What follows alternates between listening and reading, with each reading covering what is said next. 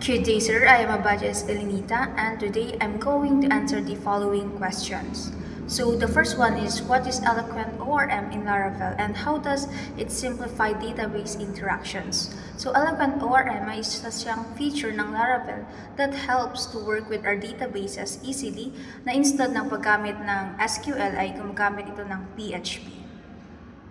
So, how does Laravel handle HTTP requests and define routes? So here in question number 2, Laravel handles HTTP requests sa pamamagitan ng paggamit ng routing system. So the routes define which controller or closure handles a given URL or endpoint.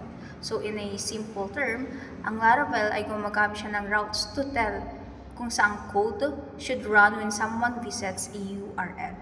So the third one is explain the role of Blade templating engine in a Laravel. So Blade helps you write HTML with dynamic content easily. So Blade is Laravel's template system that helps you create views with dynamic data. So inaalaw nito na yung mga developers ay gumamit ng plain PHP code in views, pero nagpo-provide siya ng cleaner syntax and advanced features. So here in question number 4, what are the security features provided by Laravel?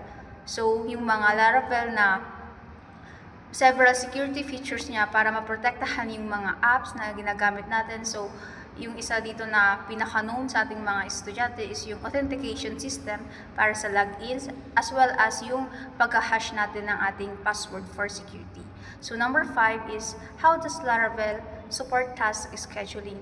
So Laravel allows you to run tasks automatically using the scheduler in App Console or kernel and .php. And that would be all, sir.